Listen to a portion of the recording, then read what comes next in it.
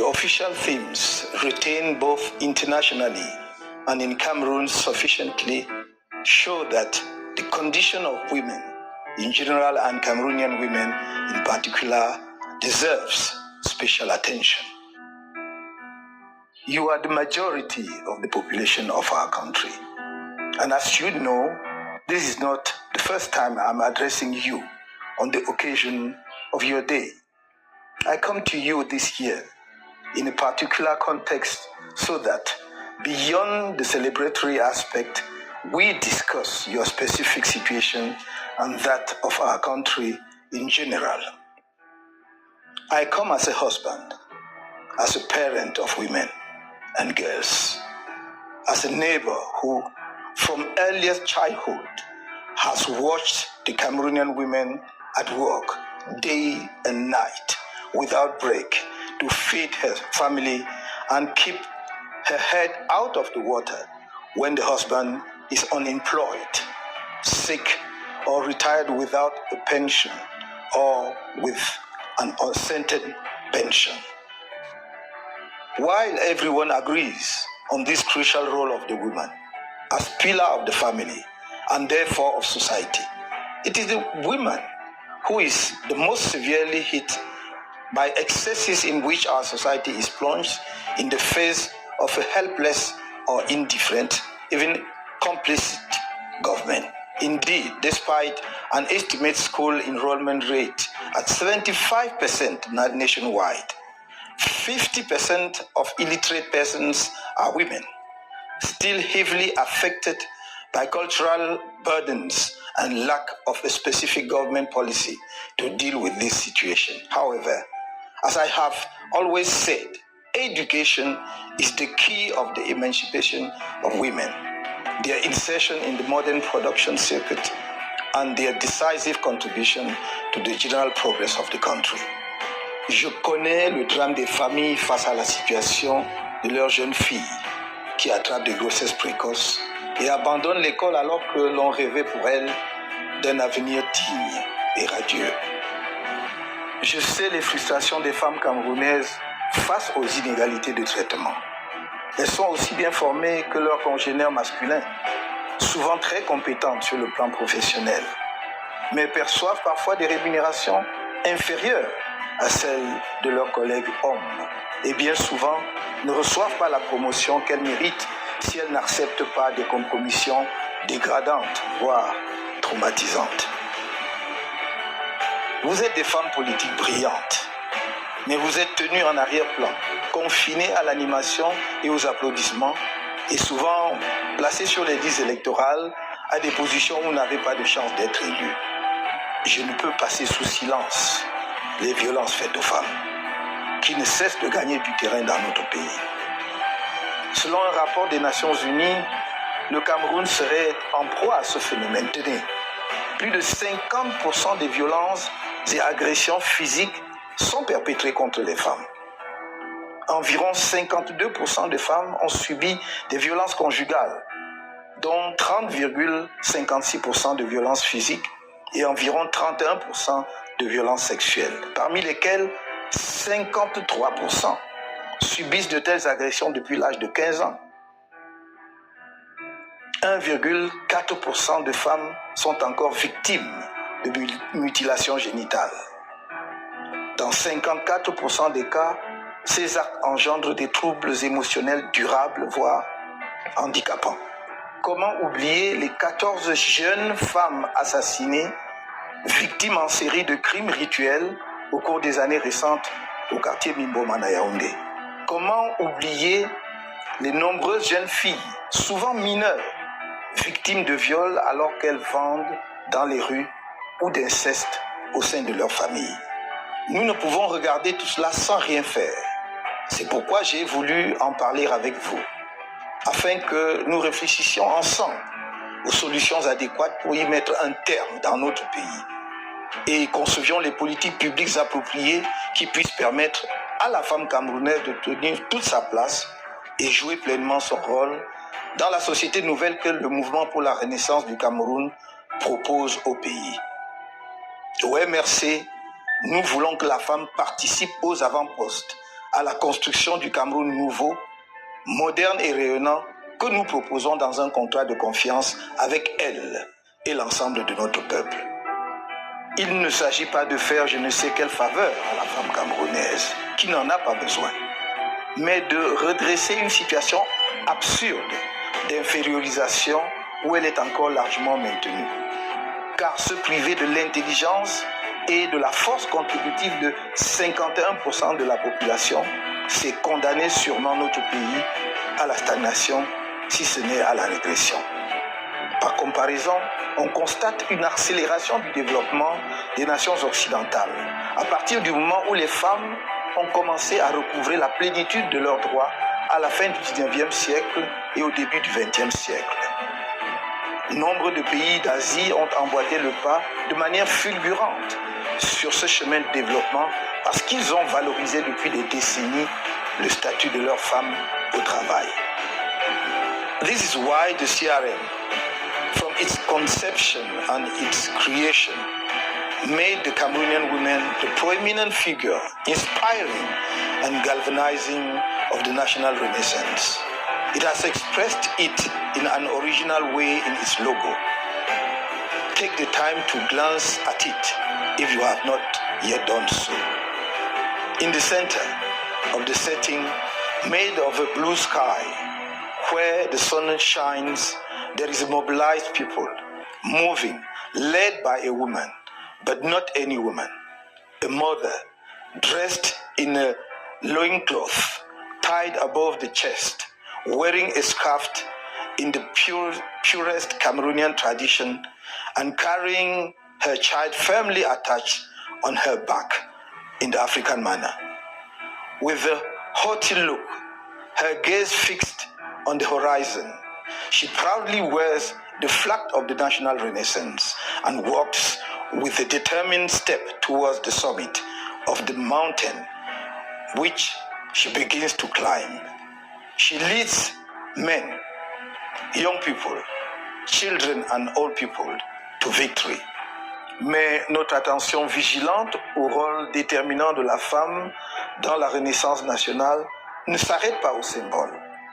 Elle se traduit dans la vision innovante de notre parti pour la femme rurale, mère nourricière du pays et gardienne des valeurs sociales fondamentales de notre société. La femme Bayam Salam, Amazone des pistes rurales, qui brave les intempéries et les risques des OPEP pour approvisionner les marchés de nos villes en produits vivriers à des prix abordables pour les Camerounais, dont le pouvoir d'achat s'est réduit année après année comme une peau de chagrin. La femme entrepreneur moderne, en quête de soutien technique et financier approprié pour s'épanouir dans les circuits de l'industrie et du secteur tertiaire sur lesquels nous travaillons et dont les mécanismes seront rendus publics. Cependant, nous demeurons convaincus que l'éducation est le levier principal d'émancipation de la femme dans notre pays. C'est pourquoi nous préconisons la scolarisation obligatoire de tous les jeunes Camerounais, y compris de la jeune fille jusqu'à l'âge de 16 ans au moins, afin d'éviter, entre autres, les mariages précoces si dommageables à cette dernière.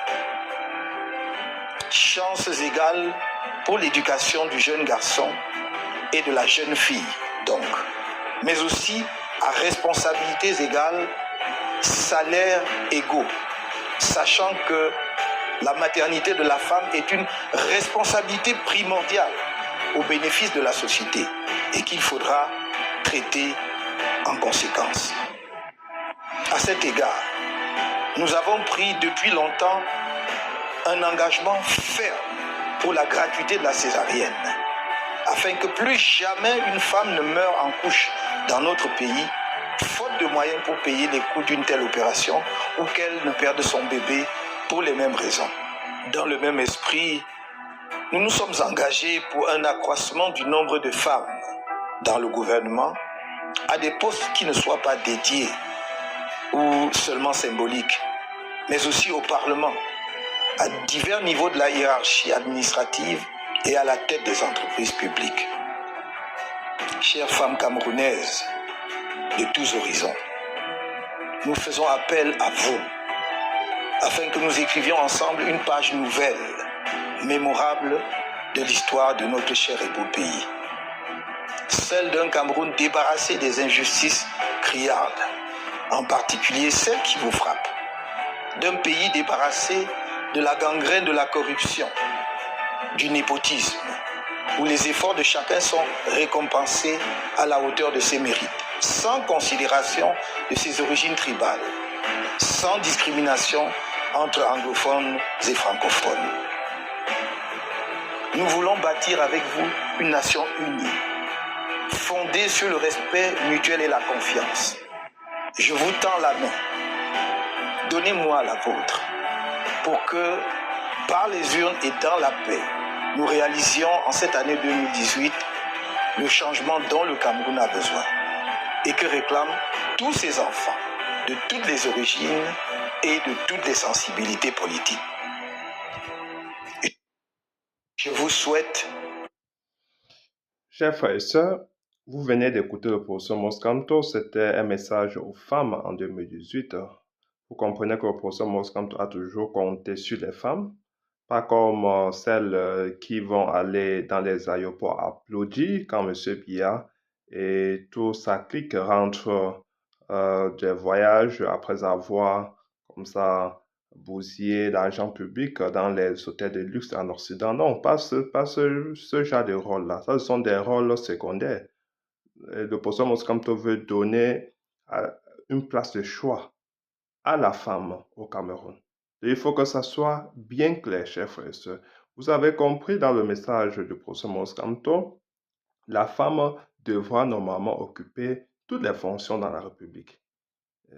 Il faudra penser même à un régime paritaire. Ça veut dire que autant de femmes que des hommes, comme en termes de nombre de ministres pour gouverner notre pays, chers frères et sœurs.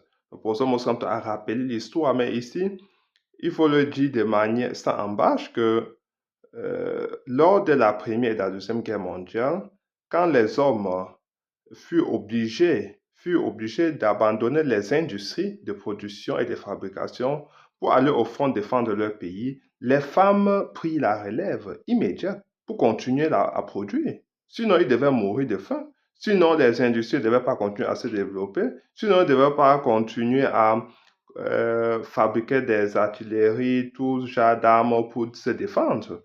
Ce sont des femmes qui ont pris la relève, chers frères et sœurs. Donc, il ne peut avoir une révolution pacifique sans les femmes. Les femmes ont eu un rôle primordial, un rôle singulier dans toute lutte, notamment dans une lutte pacifique. Dans une lutte pacifique, les femmes sont capables de convaincre leur mari, convaincre tout le monde. Parce que ce sont les femmes qui portent l'humanité. Ce sont les femmes qui peuvent décider ce que l'humanité peut devenir, chers frères et sœurs. Si vous voyez notre pays est en train de tomber en lambeaux devant nous, c'est parce qu'à un moment donné, au Cameroun, les femmes ont abandonné leur rôle. Les femmes ne jouent plus pleinement leur rôle. Celui qui fut, celui qui fut le leur dans des années 60-70, regardez un peu comment nos grands-mères se comportaient. Regardez les mamans d'aujourd'hui, les femmes d'aujourd'hui.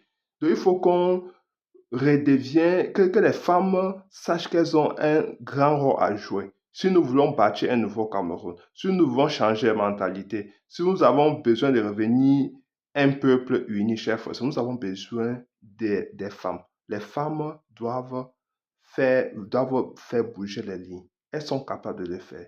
Pour cela, je prie les femmes camerounaises de commencer à se concentrer sur des choses plus importantes et non sur des choses périphériques que le régime de M. Biya crée des pas et d'autres pour distraire le peuple camerounais. Les femmes doivent commencer à adresser les problèmes ponctuels que les Camerounais font face.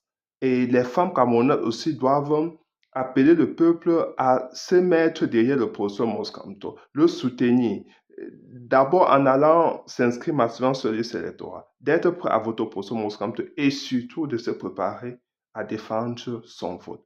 Avec le vote, chers frères et sœurs, avec ton bulletin en main, nous serons en capacité de sortir les Camerounais de ce martyre que nous sommes devenus, parce qu'aujourd'hui, les Camerounais sont martyrisés à tout bout des champs. C'est pas seulement le Cameroun qui est à l'agonie, mais les Camerounais sont en train de disparaître. Les Camerounais sont en souffrance totale. C'est la misère généralisée. C'est le délitement de tout, de notre système social. Déjà, l'injustice a pris vraiment le monopole dans notre pays, chers frères. Regardez à quoi ressemble notre vivre ensemble. Regardez à quoi ressemble notre justice aujourd'hui, s'il faut utiliser encore le mot justice.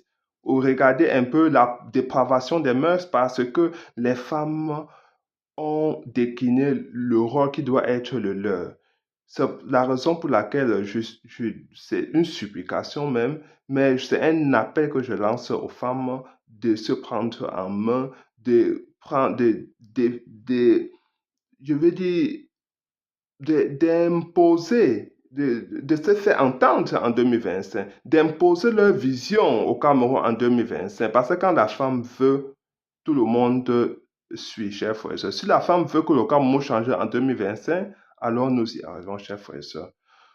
Ok, chers frères et sœurs, c'était un message du professeur Moskamto aux femmes, mais plus généralement à tous les Camerounais, parce que chacun a une mère, chacun a une femme, chacun a une sœur, chacun a une cousine, une tante. Donc, en fait, c'est à tous les Camerounais que le professeur Moskamto a envoyé ce message. Partagez massivement, abonnez-vous et surtout, n'oubliez pas d'aller accomplir votre devoir citoyen. S'inscrire massivement sur du territoire, votez massivement pour professeur Moskamto et être prêt à défendre votre vote. Chers frères et sœurs, bonsoir.